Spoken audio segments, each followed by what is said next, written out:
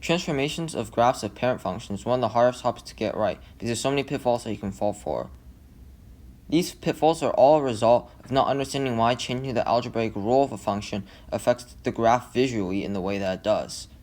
Today I'll go over the 3 most common mistakes regarding transformations of functions. Common mistake number 1 is thinking that f of the quantity x plus k is a translation right k units, and thinking that the f of the quantity x minus k is a translation left k units. So this mistake stems from thinking that changing the output of the function affects and changing the input of the function affects the graph visually in the same way. So if there's a point xy on the graph of f of x, then adding k to the algebraic rule or to the output will move this point upwards by k units. And people think that when you change the input, you're changing the x, since adding k to the output changed the y in the same way. So many people, including me at one point, thought that this would just change the graph by moving the point k units to the right. However, this is incorrect. So if we want to see why, we have to analyze why adding k units to the output translates the point, every point on the graph of f of x, up k units in the first place. So let's say we have the point xy on the graph of f of x. And we want to figure out how adding k units to the output changes this point. So we know that since f of x is y, we know that this is equal to y plus k, and our input was x, so the point becomes x comma y plus k. Now to see how this changes on the graph, we know that x comma y was an arbitrary point, so this affects every point on the graph of f of x in the same way. And by adding k to the y value of a point, that translates it up by k units. So we can do the same thing with f of the quantity x plus k if we want to figure out how adding to the input changes the graph visually. So once again, we have the arbitrary point xy on the graph of f of x. And so to evaluate this, we have to plug in x minus k, since we don't know the value of f of x plus k right away, but we do know the value of f of x, and we can create f of x by just plugging in x minus k.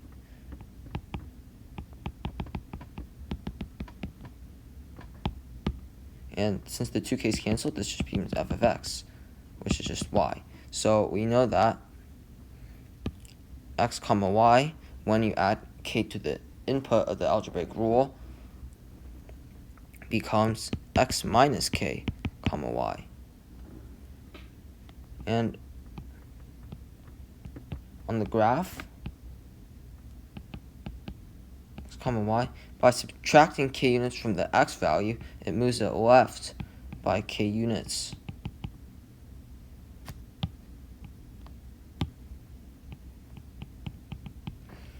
Now, we can do the exact same thing for f of the quantity x minus k. And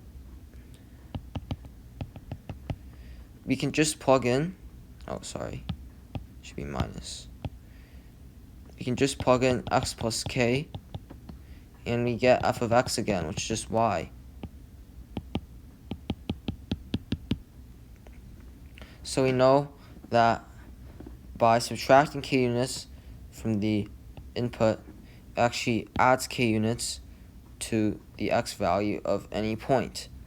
Therefore, it moves it right k units. Therefore, we know that this should be left and this should be right. So finally, we know that f of the quantity x plus k is a translation left k units, and f of the quantity x minus k is a translation right k units.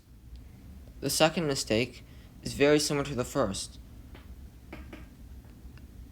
It's thinking that f of the quantity kx is a horizontal stretch by a factor of k, and that f of the quantity k divided by x is a horizontal compression by a factor of 1 over k. So, by multiplying the output by k, that should be x comma y. By multiplying the output by k, this point becomes xky. So if you think that you multiply the input, it would just change the x into kx comma y. So once again, let's take a look at why the vertical stretch happens in the first place. So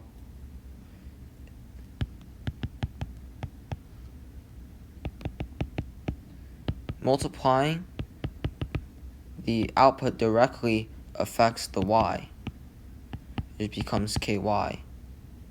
So it's a stretch. And if we were to multiply by 1 over k, it's a compression.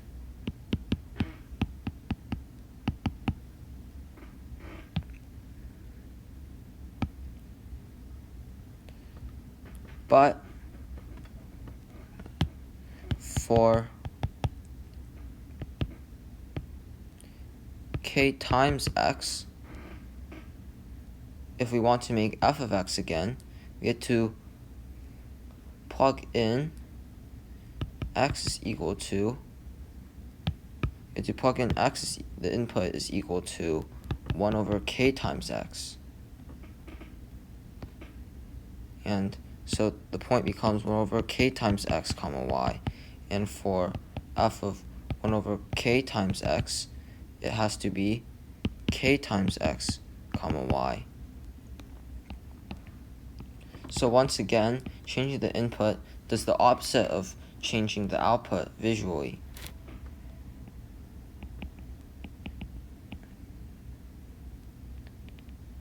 For f of 1 over kx, we're stretching by kx. But for f of k times x, we're compressing by 1 over k.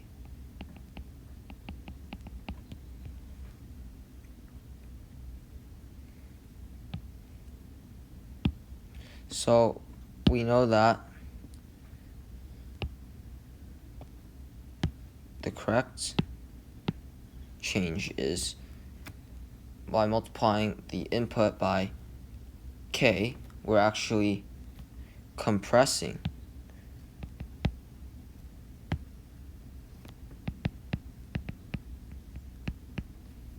by a factor of 1 over k.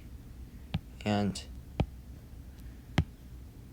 we stretch for f of by dividing the input by k by a factor of k.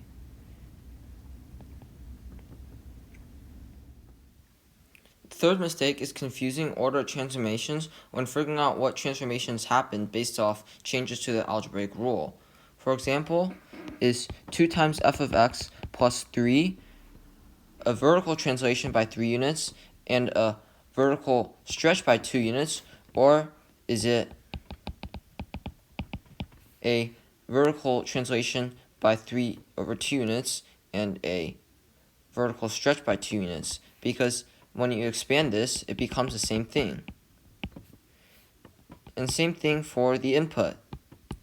Is f of the quantity 3x minus 3 a horizontal translation right by 3 units and a horizontal compression by a factor of 1 over 3, or is it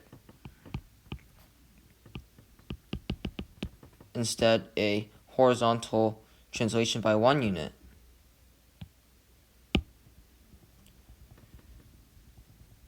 So to figure this out, we have to remember the given order, because technically all of those are valid. So it goes horizontal translation, horizontal stretch or compression, vertical stretch or compression, and vertical translation. Let's do an example. Say you want to figure out what transformations happened given the equation 2 times f of 4x minus 2 plus 7. It's terrible 7. Okay. Now, the thing about this rule here is that this is actually the order that our final transformations are applied onto f of x in order to create this.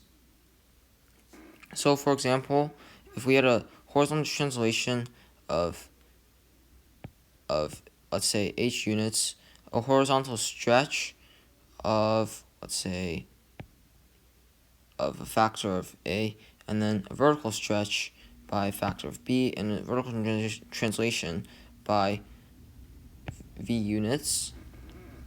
Well, we apply the horizontal translation first. So let's say it was right units. And then we apply the horizontal stretch / compression. So I want it to be a stretch by a units. So it would be 1 over a times the quantity x minus h. And then we apply the vertical stretch by a factor of b, and then we finally apply the vertical translation. Let's say it's up by v units. So if we actually want to apply this, we have to work backwards from here. It's not necessary, but it's easiest to understand. So what we do first is we find the vertical translation. This is just 7. So you can write that down. Let's just remove this and apply it for our function. So 7. Next, so this is our function before we applied this vertical translation up by 7 units. So next we look at the vertical stretch / compression. So this is a stretch by a factor of 2. So then we work backwards again, and we see that this is our function before these two, the vertical stretch and the vertical translation, happened. So next we do the horizontal, in this case it's a compression. So here this is 4, so we're actually compressing by 1 over 4. So we actually have to first factor out the 4, and then we take it out. So this is our function before these 3 happened. Now we apply the horizontal translation. So this is a translation right by 1/2 units. And these are all the 4 transformations that happened to f of x. Now you know how to use this rule. For sake of completeness, I'll go over the second way to apply this rule. And this will be by order. So the reason why I don't like this way is because you have to consider the fact that all of these affect each other. And so you're kind of, like, when you're working backwards, you don't have to consider that fact, but when you do it in order, you kind of do.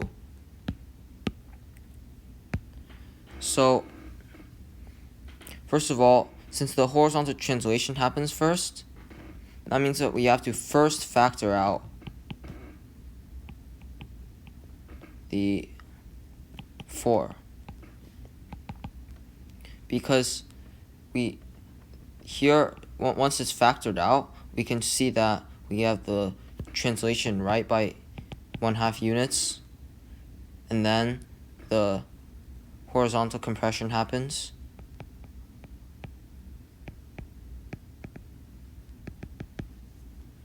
And then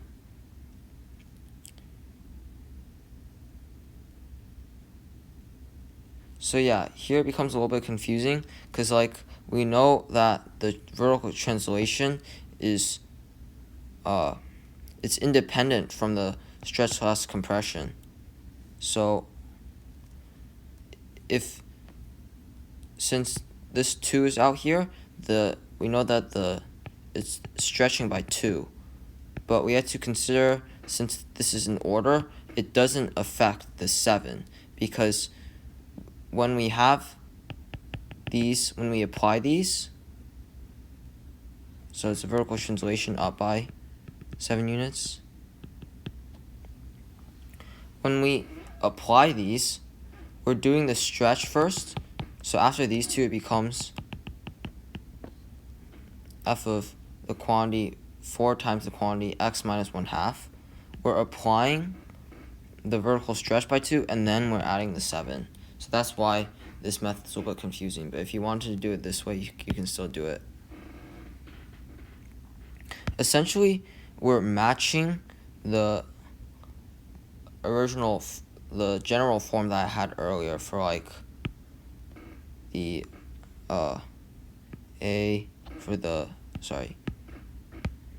H, A, B, and V. We're essentially matching that. So I remember that was f of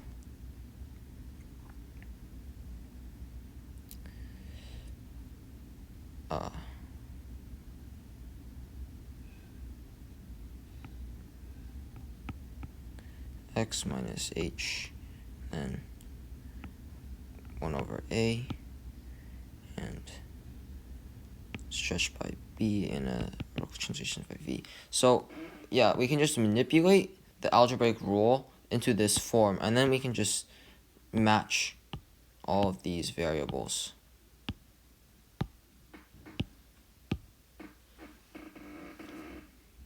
That's essentially what we're doing when going in order. In summary, we learned that f of the quantity x plus k is a translation left by k units, not a translation right by k units, and f of the quantity x minus k is a translation right by k units, not a translation left by k units. Second thing we learned was that f of the quantity x times k is a horizontal compression by a factor of 1/k, not a horizontal stretch by a factor of k.